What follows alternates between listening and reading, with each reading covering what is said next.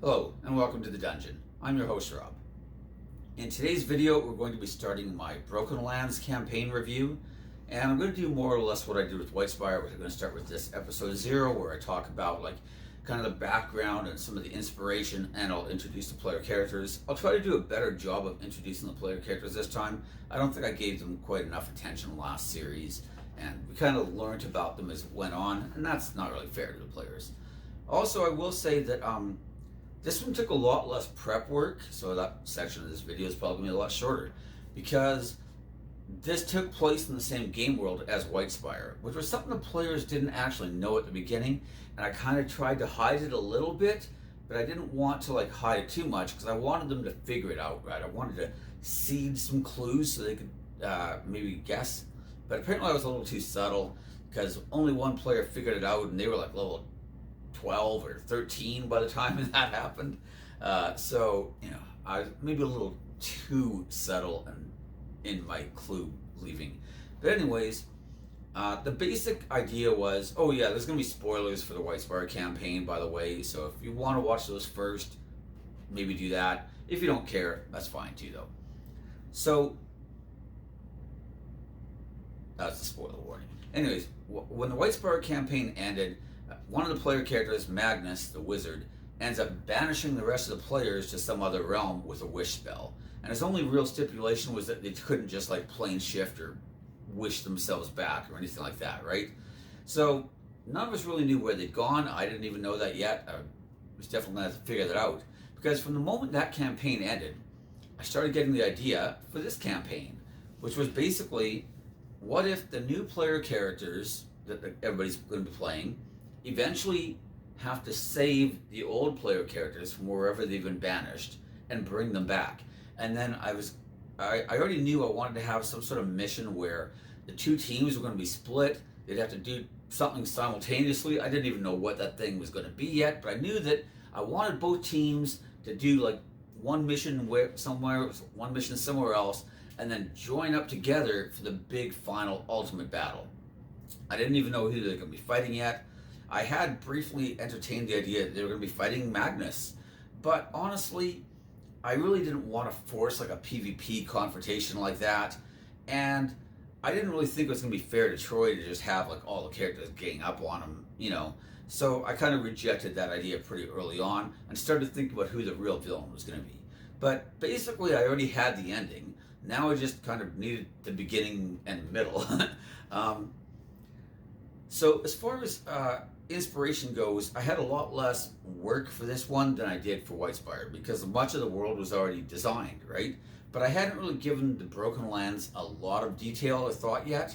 And one thing I decided to do was to take some of the named, legendary, unique type of creatures from some of the Kobold Press books, like the named Fey Lords, the Animal Lords and Beast Lords, Baba Yaga's in one of the books, and I decided I was going to take some of these type of creatures and populate some of them into the Broken Lands. Not all of them, because I didn't want it to be total overkill, and some, like the Queen of Witches, was already in the last campaign, and I put her in, the other continent, right?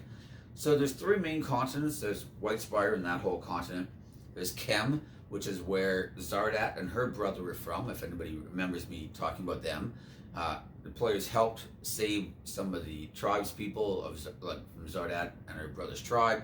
But then in the end, they convinced Zardat, actually Magnus convinced Zardat, to move to Whitespire with them and to teach people about her form of magic and maybe learn from them as well. So she ended up doing that, and that will be very relevant because she ends up being kind of one of the NPCs involved in some of the stuff here. So I also had an idea. My friend Jaden had run a game called Endless Realms, and it was another fantasy type of game. Clearly very anime inspired in some ways, though. A lot of the races were bunny girls and stuff like that. But the combat system was really cool. I quite liked that. And my character for that was just going to be this evil priestess who was going to try to take over the world, but in the name of serving the greater good. And she honestly did think she was a good person, so I remember at one point we'd gotten a reward and everybody else used their money to go shopping. I used my money to help build an orphanage for all these refugee children because of this war that, like, so many of them were homeless and stuff, right? And, this is the kind of stuff she'd do to try to justify to herself why she was a good person, despite the fact that she was actually like a total monster. But, that's how most of these people always start out with, right? It's always under the guise of goodness that we end up, seeing one authoritarian or another rise to power, right? So that campaign had ended fairly early. I think we only got to level 5 or 6 or something. So I never got to achieve ultimate power and take over the universe with her.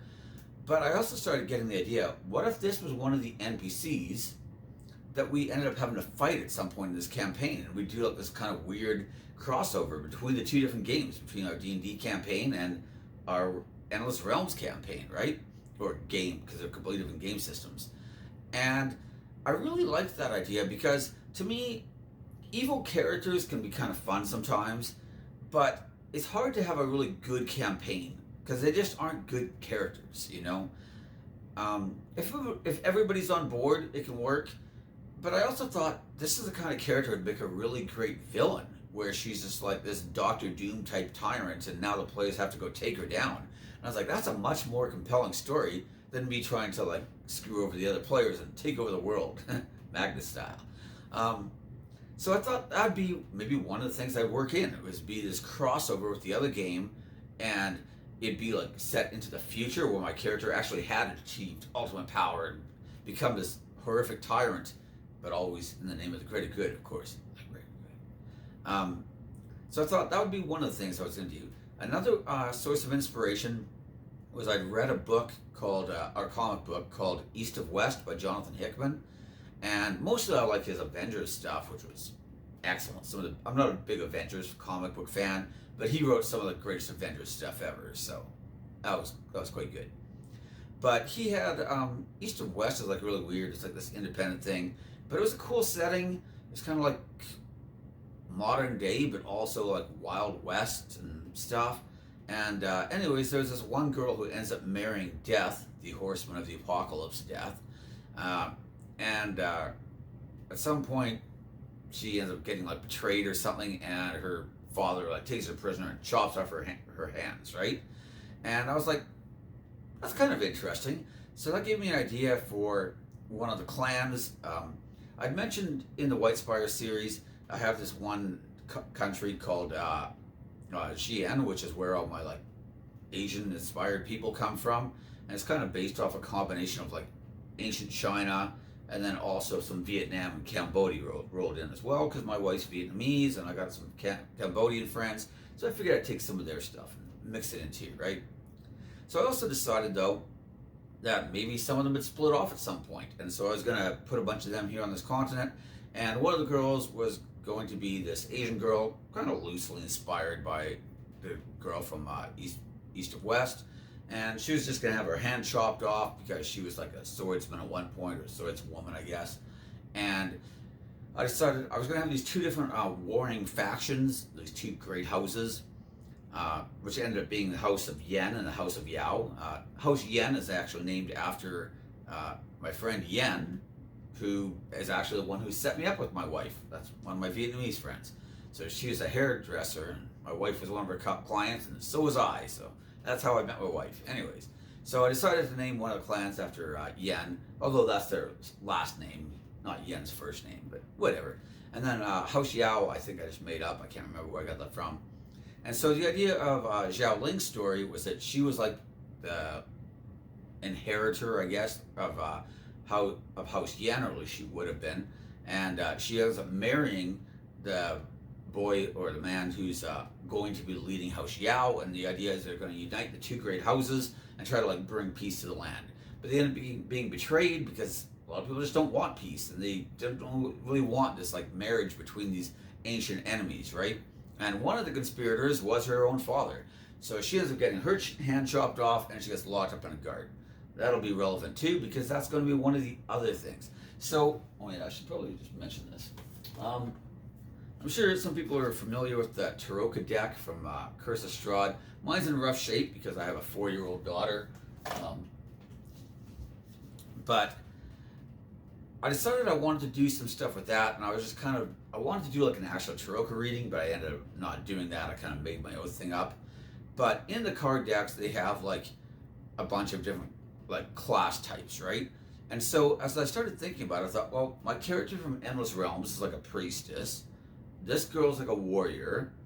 Like, what if I had like a mage type stand-in and like a rogue type stand-in? And those ended up being some of the big missions that maybe the players have to like meet these NPCs and help them in their different quests. So maybe the priest is going to be some other priestess who was once part of Talakara. That was my character. Talakara's like organization, but eventually realized that everything that the Grand Hierophant had built was built on a pack of lies, and the Primarch. She has a lot of titles. But anyways, everything that she had built was actually false, and so now she's like this infidel who's rebelled against religion and wants the players to help her bring down my priestess character, right? So that's going to be the priest.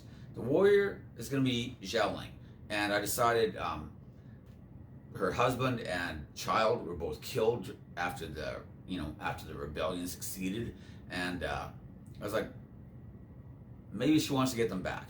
And then I had a different idea, which was to actually have the Iron Mage get involved. And I've mentioned the Iron Mage before because he was the only like 20th level NPC I had in my entire game world. Macros to Black was like 19th level, and then I had like a 17th level priest as well from the Neril, the god of war.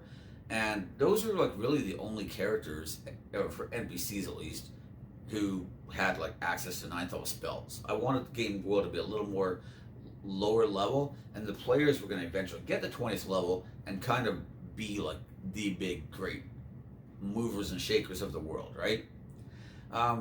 So the Iron Mage ends up coming to her and ends up making a deal with her, and she basically becomes a fighter warlock. And I actually mentioned her in a different video, which is when I did a multi-class video for fighter warlock, and it was kind of based off her character. So I'll talk about her more when we get to that stage as well. The third one was going to be the wizard, and for him, I had this idea. I'd run this campaign called The King in Yellow, and it was like this D&D campaign. It was the first like 5th edition. Well, actually, I guess I ran Ravenloft first, but this was the first one I made up myself, right? And the players eventually ended up meeting this guy named the Beggar King in the city of Sigil, and they needed a way to like get into the Fugue Plane where Dendar the Night Serpent is, and so they end up making a deal with this one guy that he'll like give them this key they need to open the door to this plane, but in exchange he wanted the guy's like leprous, and he's like his hands like basically destroyed. He's only got like a couple of fingers on one hand and like 3 fingers on the other or whatever, right? And his voice is like all ravenous and destroyed as well, you know. So he actually has this mind flayer who like serves him, and he like reads his thoughts and then like projects them to everybody else, which I thought was just kind of funny. But also a sign that there's more to this guy than meets the eye, because why is a mind flayer serving some apparent beggar? But yeah, he's not just a beggar. But anyways, the Beggar King, as he calls himself, ends up getting this hand the players bring him. Oh, I guess it's the technical left hand, which of course is the hand of Vecna. And so I just kind of thought it'd be interesting if they end up having to fight this guy who basically ascends and becomes Vecna. And it would be kind of an interesting idea because there are other characters in a different campaign had kind of set this up where this would maybe come about. And I was starting to get this idea that like, okay, we've got like the Endless Realm character coming in. What if we have like one of the characters from that campaign? So my friend Cody played in that campaign, but because of like moving to night shift and everybody's schedules being different, he wasn't really able to play D&D with us anymore. So I talked to him and said, hey, would it be okay if I used your character as an NPC in this campaign? Of course, he was totally on board. And so I realized that this was going to be, the wizard mission was going to be to fight Vecna, who was, you know, basically the Beggar King, who had now risen and ascended to become Vecna. And then for the last mission, I knew that was going to be the one where the players actually find their other player characters. And this was going to be the rogue mission, and I decided I would actually use the Mouse King as the rogue. He is very sneaky. He is not exactly a rogue, but he's, kind of rogue-like in some ways, right? And because he befriended Crag and the rest of the players, and they helped save his world when they fought and beat the Red King. And I thought it would be interesting if he wants to try to save the players in order to repay them back. And I thought it'd be a neat touch. So I knew the end game was going to be the 4 NPCs with their different quests, and the player characters were going to help each one of them in turn, meet one, help them, move on to the next. And that was going to be kind of the end game, right? That was going to be our tier 3 and our tier 4 stuff. I needed a beginning. So for the beginning, I actually went with a bunch of old school Scourge of the Slave Lords, because one of the things with the Broken Land is I wanted the Broken Lands to be a little more low tech, but also with some weird high tech stuff in it, kind of picture Conan the Barbarian for the most part, but with a little bit of John Carter of Mars just thrown in there, right? And so that was kind of the idea, is that there was some weird high-tech stuff from who knows where in remote parts, but for the most part, it was going to be a little more low-tech. And kind of like Conan, I wanted there to be less formal religions, like the Inquisition does not even exist on this continent. Some of the same gods are worshipped, some other gods are worshipped, but kind of like Conan, I also wanted most of the religions to actually just be weird, crazy cults that worship demons and devils and stuff, because that seems to be pretty much the world of Conan right there, right? So I kind of wanted that kind of feel to it a lot more, because it's still D&D, and I wanted the players to be able to get things like plate mail and stuff, but I wanted that stuff to be a little more rare. I saw it as being more of a chain mail type of society, or ring mail even, And then the reason it's called the Broken Lands, I don't know if I even said that or not, is because this was the continent where the final battle between the gods and the primordials took place, and so huge parts of the continent are just a desolate wasteland. And my primordials are kind of like the Greek titans. They preceded the gods, and they were the ones who actually created this universe. But then the gods were more plentiful. They were less powerful though.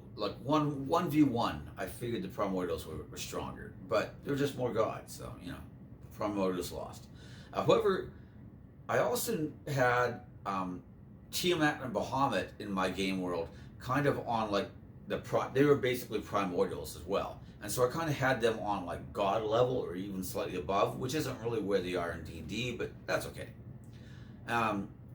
So those were basically the last 2 primordials, and they'd actually helped the gods because Tiamat wasn't evil back then, and Bahamut just kind of saw the writing on the wall and decided the primordials were kind of forces of destruction and chaos for the most part, and then he's lawful good, right? So he really didn't fit in with those guys anyways, so he ends up helping the gods instead. And also there's this idea that the universe is becoming more and more orderly, and you got the Maelstrom, which is a complete chaos, but then from it are born the primordials, who are mostly chaotic, but then from them come the gods, who are some chaotic but less chaotic than the primordials. And so he just sort of feels like things are progressing in the way he wants, right? Because he's lawful good. So him and Tiamat end up joining the gods, and then of course Tiamat eventually becomes chaotic evil, betrays him and has him sealed away, and then in the last campaign they actually free Bahamut and seal Tiamat in the prison instead. So anyways, that kind of brings us to all that stuff. So that's where a lot of the ideas came from. It was really me just trying to think where we're going to start, how we're going to end, etc. The player characters themselves, and this is something I don't feel I did enough justice in the Whitespire campaign of giving the player characters themselves enough intro. I kind of talked about the stuff they did, but I should have been more about them as well. So to start things out, we had Seven, who was a Warforged artificer. This was played by Jaden, the guy who played Crag in the last campaign. Unfortunately, he did not like Seven very much. I think part of it was he just didn't like the Artificer much, but also this was one of those characters where I think it was like Crag hangover, because Crag was just so big and so like larger than life and epic that Seven was like a lot more like subdued and like supposed to be more like cerebral, but it also made him a much less fun character for Jaden to play. And you know, I'm not saying he was less fun for me. I'm just saying Jaden mentioned many times that he missed Crag, and frankly we all did. Crag was awesome. Next was Trish, Jaden's mom, playing Diza the Paladin. She's the same one who played Shadaza the Paladin in the last campaign. The last campaign she was an Oath of Ancients Paladin. This time she was an Oath of Conquest Paladin though. And then we had Mike playing Krogel. Mike was the one who played Rin and Alatar. And Krogel was possibly my favorite character from this campaign. Krogel was just a demon summoning maniacal maniac. And yeah, he was a wizard. He was actually like an abjurer wizard, but he spent all his time conjuring things and then trying to bind them all, right? And that was a lot of fun. I liked Krogel a lot. Troy, the guy who played Eldon in this campaign, who was like a halfling rogue and mostly used like ranged weapons. They started out with a crossbow, but eventually started using firearms, because as I mentioned earlier, my world had firearms. They're just not in the Broken Lands, so let me tell you that. And then he's the one who played Magnus in the last campaign. That's what I was trying to say, sorry. I lost my train of thought. And then finally, well, not finally actually, because we ended up having a player switch out at one point. But my friend Brendan, he ended up playing, I think his name, I always just called him Phil, but I think his name was like Philandros or something. And he was a monk. He was an Aasimar monk. I should also mention Diza was also an Aasimar. She was a fallen Aasimar paladin. Anyways, so he played Phil in this campaign, and he was Cole the Bard in the last campaign. And then Phil ended up leaving, and well, Brendan ended up leaving, and thus Phil ended up leaving. And then at one point we got a new player named Megan, and she played a druid named Ari, but Ari doesn't show up until like level 13 or so. So she won't be in the story for quite a while. But anyway, so those were the player characters. Again, all the player characters were like pretty interesting, I thought. Probably not quite as epic as some of the ones from the last campaign, because even though I say Crag's my favorite, the truth is every character in Whitespire Campaign was a lot of fun. Like I loved Magnus. Like even up to and including him betraying the rest of the party, Magnus was awesome, and Troy did like this voice with him and stuff. It was great. I love Magnus. It's just Crag was so much more incompetent that it just made him such a fun character. But yeah, I mean, like Alatar was awesome. I've talked about Alatar before. All of them are great. I liked Cole. I liked Shadaza. Those were great characters. But these characters kind of grew on most of us anyways, except for Seven, who never grew on Drayden, unfortunately. But anyways, so the final thing I was going to say is that I kind of did a bunch of intros, kind of like a prologue for this event, for this campaign. And the prologue was me kind of introducing the 4 different NPCs that they would later end up helping in our tier 3 and tier 4 type stuff, right? So I might as well just kind of outline what those prologues entailed.